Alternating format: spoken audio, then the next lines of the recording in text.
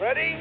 You have the cameras rolling? Gave alternative facts to that, but the point remains Wait a minute, alternative facts? They said he was not in a good mood. I'm always in a good mood. I don't know what that President Trump has just been impeached on both Article 1, abuse of power, and on Article 2, obstruction of Congress. I want nothing.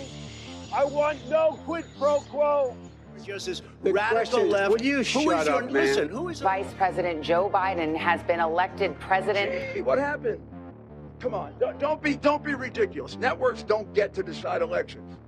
Nous sommes le vendredi 8 janvier. Bienvenue dans le 9e épisode de La Chute, votre série consacrée au lendemain de l'élection présidentielle américaine. Dans 12 jours, Joe Biden deviendra le 46e président des États-Unis. Au programme, les conséquences de l'attaque du Capitole, les dessous du discours de concession de Trump, l'hypocrisie des républicains, et puis une question à 1 million. Trump, c'est fini? Attachez vos ceintures. La chute, c'est maintenant. A new administration will be inaugurated on January 20th. My focus now turns to ensuring a smooth, orderly, and seamless transition of power. This moment calls for healing and reconciliation. Tout ça, pour ça. Il aura donc fallu attendre 66 jours pour que Trump concède sa défaite du bout des lèvres, sans jamais nommer Joe Biden, ni, comme c'est d'habitude l'usage, le féliciter. Mais l'essentiel est ailleurs.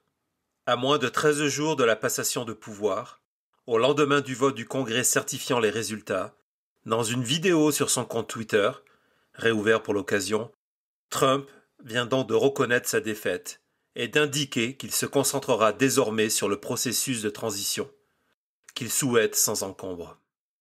Alors bien sûr, les médias souligneront le changement de ton, l'abandon de la rhétorique guerrière, celle dont je vous parlais dans l'épisode précédent.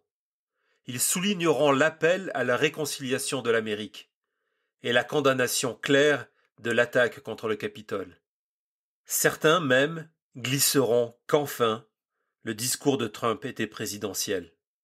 Peut-être. Depuis le début de la chute, j'ai tenté à chaque épisode d'aller au-delà des apparences de cette période folle et complètement unique, d'essayer d'aller plus loin, d'anticiper demain. Alors que j'écris ces lignes, je suis habité de la même volonté. Si, évidemment, je suis heureux que Trump ait enfin concédé, permettant ainsi à l'Amérique de retrouver sa tête et de reprendre sa marche en avant, il faut raconter comment nous en sommes arrivés là. Et pourquoi.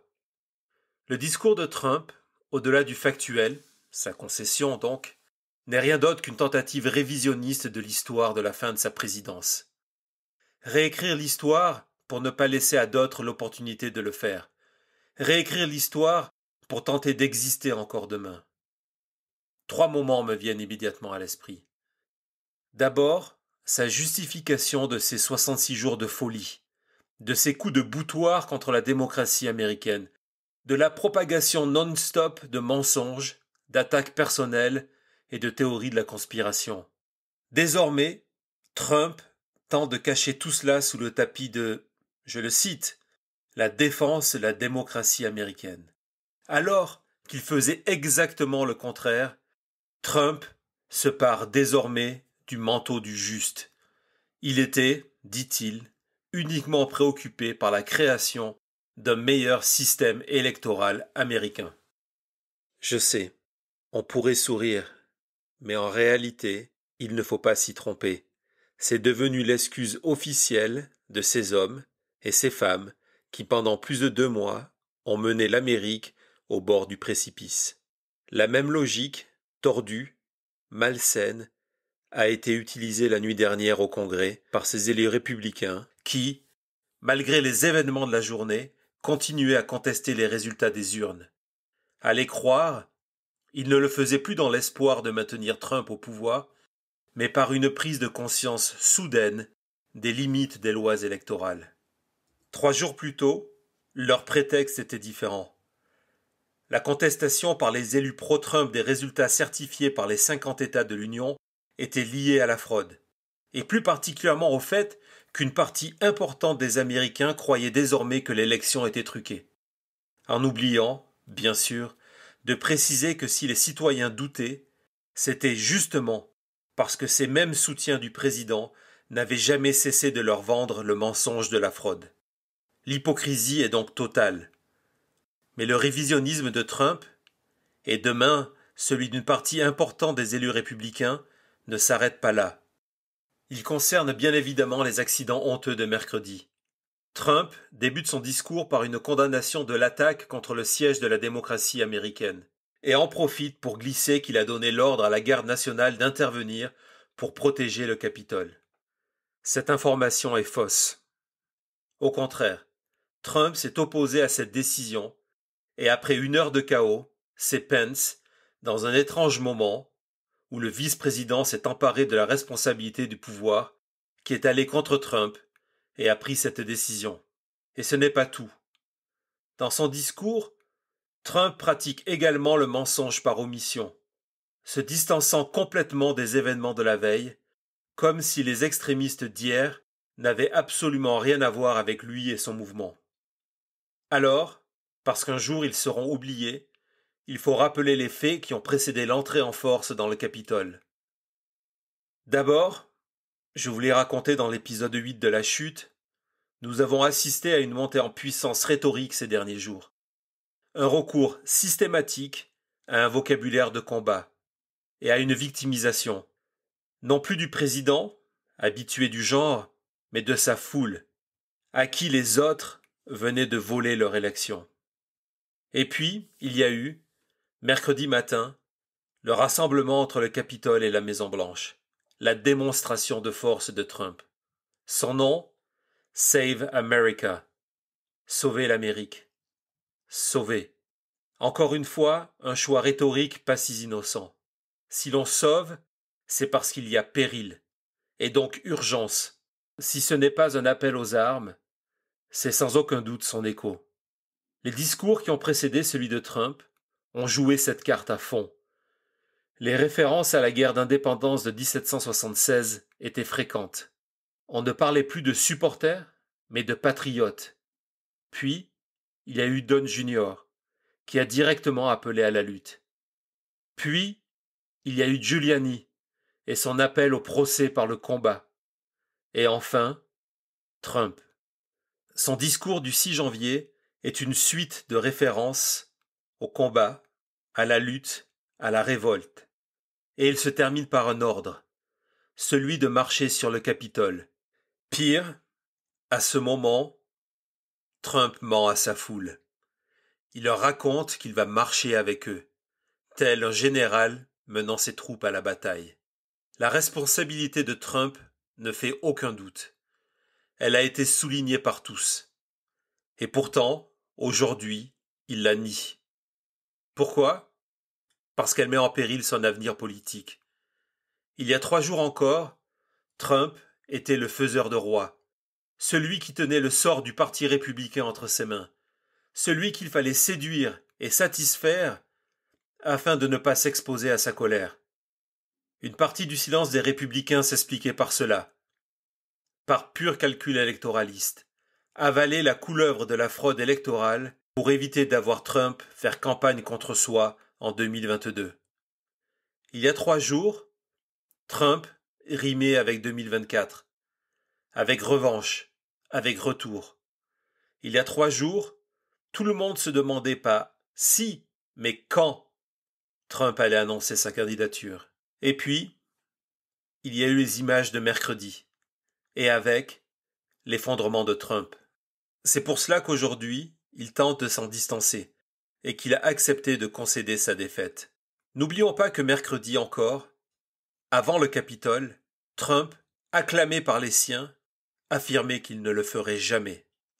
Comprenez bien, ce changement n'est pas lié directement à l'attaque du Capitole. Trump n'a pas été victime d'une soudaine épiphanie, où il aurait saisi les conséquences de 4 ans de division et de haine. Si Trump change son discours, c'est que désormais, il comprend les conséquences politiques des événements du 6 janvier. Et cela lui aura pris du temps. Presque 24 heures. Une éternité en politique. Une éternité en plein milieu d'une crise.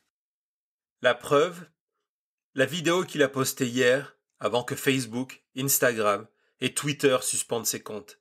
Après un rapide appel au retour à l'ordre, l'essentiel de son propos était un message de solidarité envers les extrémistes du Capitole. Trump déclarait les comprendre et les aimer, allant jusqu'à les flatter d'un « You're special », vous êtes unique. We love you. You're very special. You've seen what happens. You see the way others are treated that are so bad and so evil. I know how you feel. Si aujourd'hui, Trump ignore et condamne les gestes de membres de sa base, c'est uniquement par instinct de survie, la sienne. En coulisses, il le sait, il est passé très proche du déclenchement du 25e amendement. Une menace d'impeachment pèse sur lui, une mise à mort politique. Alors, il a négocié sa sortie. Cette vidéo, une promesse de retour à l'apaisement, un effacement progressif d'ici le 20. Contre quoi? Le refus de Pence d'invoquer le 25e amendement, justement.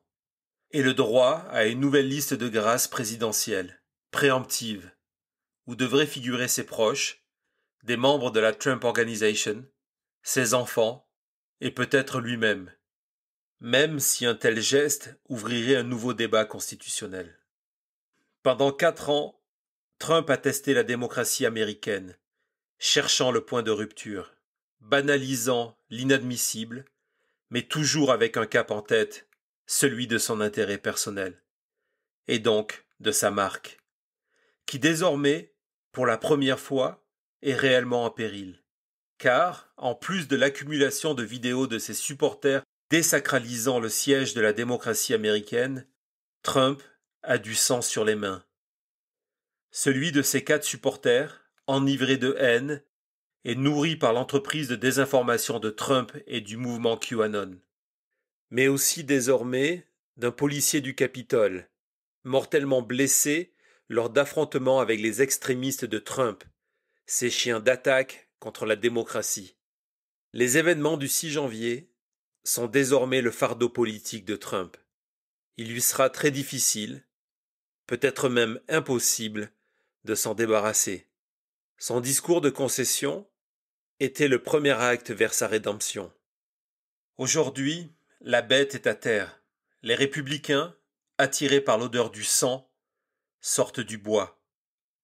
Le pouvoir l'abandonne. La lumière s'éloigne. L'heure de l'hallali approche. Sauf que la bête est toujours vivante. Et luttant pour sa survie, elle n'a jamais été aussi dangereuse. C'est la chute, et elle continue demain. Retrouvez La Chute sur Twitter, @WilliamRaymond. #La Chute sur YouTube, sur Apple Podcast, sur Spotify et sur votre plateforme préférée. La Chute, un programme produit par Thomas Raymond.